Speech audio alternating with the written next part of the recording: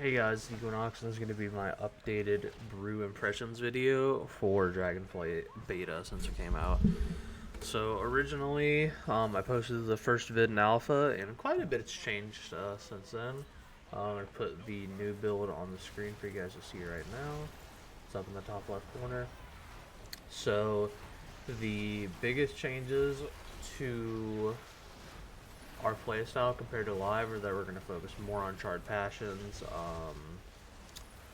We're not going to focus as much on keg smash, and our self healing is going to come from keg smash, and our self healing is going to be very focused on expel harm. So if you look at the general tree, we're taking a lot more into the soothing mist side that we did before, and the soothing mist side gives us stuff like Grace of the Crane, which is 8% increased healing, and all the expel harm, new expel harm talents they added, the crit healing, strength of spirit, and the crit chance, and base healing. So we're going to go for all that on the left side. Also updated since last time I made the video is the white tiger statue that didn't exist when I made the video.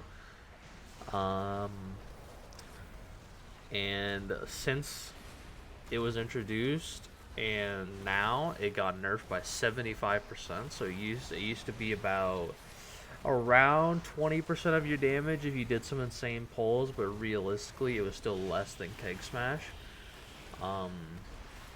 So now it's like 4 or 5% of your damage. On single target, it's pretty much useless. It's almost not worth pressing unless there's more than one target. If there's more than one target, then you press it, obviously. But outside of that, unless you're getting the full 30-second value, it's not worth pressing on single target. On the brew side of the talent tree, we're still not taking healing elixirs. We're doing double high tolerance. We're getting Exploding Keg and Storm Stout's last keg. Counter Strike. We're not going for any Ox talents. We're going for 0 Ox talents, which I know it's probably pretty weird for a lot of you guys who play live brew. But for 0 Ox talents. And we're just focusing on Charred Passions. We're focusing on Breath of Fire uptime. We're focusing on Rushing Jade Wind uptime. We're focused on getting those Bone Dust Brew and Exploding Keg synergies. Bonus Brew Exploding Keg has some insane synergy right now. It does so much damage. So if you guys aren't familiar how Exploding Keg works from live, it's not just initial damage. So on live, it's just initial damage and the auto attack reduction on the mobs. But on beta, it is the initial damage, the auto attack reduction of the mob, and the 3-second debuff that it puts on the mobs. Each instance of damage you do adds another tick of damage. On top of that, it's like 25% of your attack power. And that's why we play Rushing Jade Wind. Rushing Jade Wind procs this pretty much constantly. You'll notice your Exploding Keg does way less damage overall, at least the second half does, without Rushing Jade Wind. If you have Rushing Jade Wind, it procs way more. And it's only in a 3-second window, so you need it. Absolutely, you need it. You notice we aren't taking the Leech in the general side of the tree anymore. We're also not taking Speed Taunt. We don't need Speed Taunt. We're not getting the Avoidance or Ox statue. We're not getting the second roll charge. I know a lot of guys probably won't like that, but there's not really that much room for it. You could probably get rid of something for it, but at the moment I don't have anything I want to get rid of for it. You could move some stuff around to get the party synergies, so you'll have to tweak around with that, but at the moment, this is going to be our build going into key testing, barring any major changes. If they do some major changes, then I'll probably have to update it, but as far as right now, this is what the build's going to be. Now let's talk about playstyle. So Bruce playstyle in live is more centered around Keg Smash, a little bit of Spinning Crane Kick, a little bit of Tiger Palm, and a lot of Ox. Like Ox and Weapons of Order are bread and butter on live. Met Necrolord, you play Necrolord, you switch Weapons of Order with Necrolord. But a lot of it's focused around Keg Smash. In Dragonflight, that's completely changed. Our main focus and damage is there's still a lot of Keg Smash, and Blackout Kick is very, very important to our rotation now. So not only does Blackout Kick cleave with Charred Passions because of Shadow Boxing Treads, it also gives our Keg Smash 15% extra damage, every use of Keg Smash, as long as there's two extra target, or is it 30%. 30% extra damage with a blackout kick because it cleaves. It's called hit scheme. If you play Torghast, you know what hit scheme does. Increase your cleave damage heavily. And blackout kick ends up being like 4 or 5% of your overall now, which is a massive increase in what it is on live. Blackout kick is very strong right now. Its Charred Passions damage is very strong on single target, very strong to cleave. Spinning Crane Kick is a huge part of our rotation. You have to use. You're basically using Spinning Crane Kick off cooldown. You're using Breath of Fire off cooldown, or you're using Keg Smash more or less off cooldown. You don't want to prioritize it, but you always want to use it after a blackout kick, so you're taking advantage of the hit scheme. But you're basically just trying to maximize your Charred Passions window. If you ever played Charred Passions back in like Sanctum of Domination, before they added double legendary, you probably experienced this. So that's the main difference. The also other difference is Bone Dust Brew does not function how it does on live. It does not get reduced cooldown from your brews like other times. And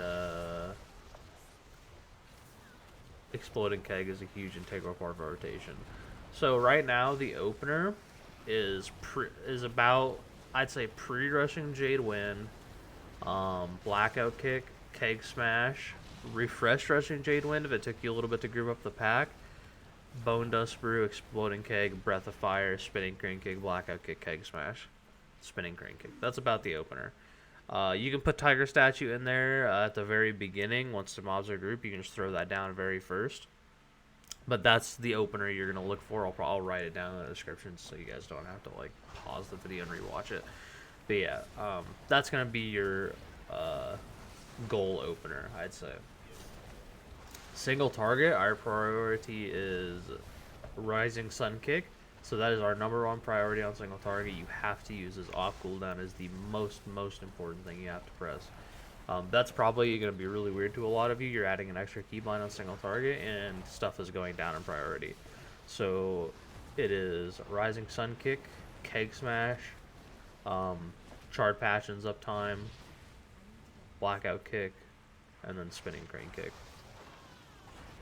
So that's your damage priority. Obviously, Rushing Jade Wind uptime you want to keep 100%. Exploding Keg you want to use off cooldown, and make sure whenever you Exploding Keg, you have at least 4 seconds of Rushing Jade Wind when Exploding Keg hits. So you get every single second of Exploding Keg with Rushing Jade Wind. So right now our weaknesses, let's talk about that. Our weaknesses are heavy magic damage. I know we have, or not heavy magic damage, heavy constant melee damage. So we don't have as much stagger as we used to. We're pretty weak against heavy constant melee damage because of that, but it's not like horrible, but we're just not priority levels, which I'll go over in another video, probably do this week.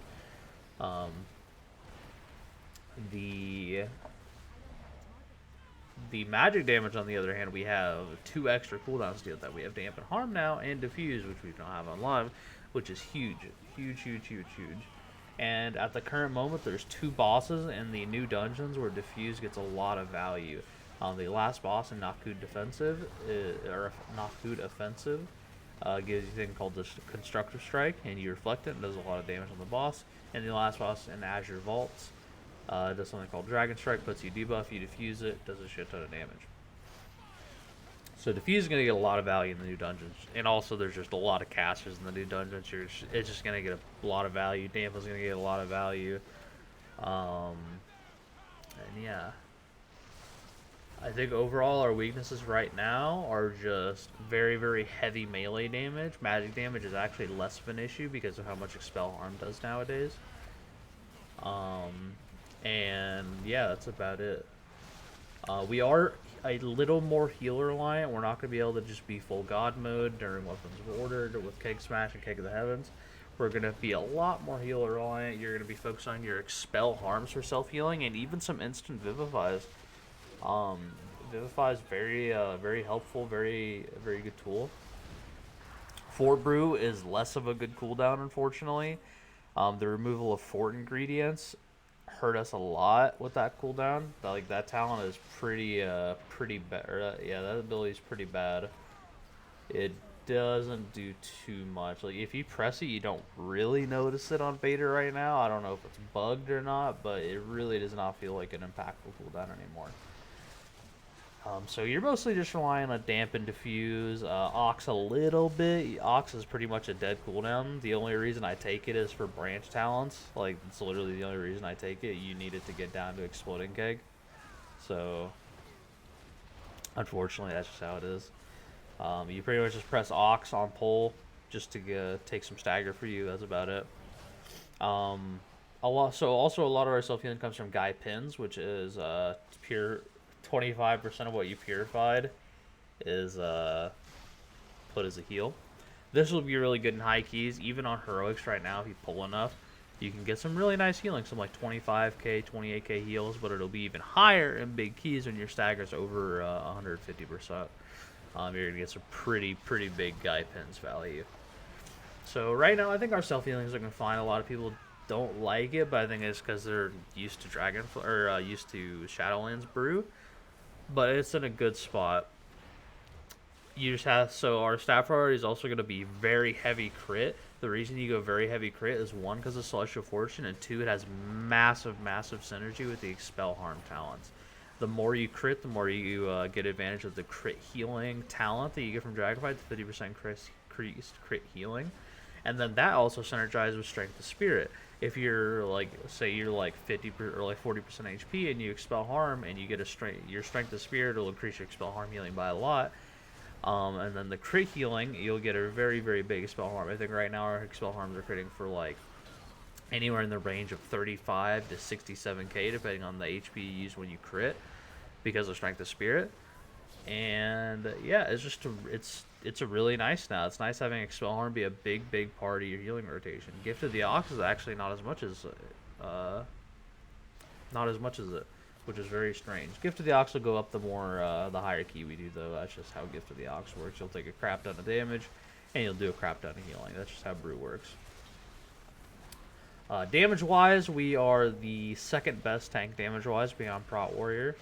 Defensive wise, we are worse than Prot Warrior and DH, but we're not like unviably defensive. We're actually pretty tanky once you get used to the new healing playstyle. And I think we'll be tankier the higher key we go. That's just the nature of Stagger. That's just the nature of Guy Pins and the nature of Gift of the Ox. Our tankiness goes up the more damage we take. Our AoE damage, or our single target damage, suffers a little bit. Even though we got Rising Sun Kick, it's not amazing, but it's not terrible either. I'd say it's definitely better than what it is on live. One, because we're not relying on Ox anymore, and two, because we get Rising Sun Kick. Rising Sun Kick is a huge addition to single target. Overall, my impressions are that Brew is in a solid state. It's not broken, but it's not weak, and I think that's exactly where we want to be going into M+. But yeah, that's it. I'm going to let you guys finish out the video. I'm going to open this gameplay, and I'm going to head out. Hope if you guys have any questions, join my Discord. It'll be linked in the description below. And yeah, have a good night.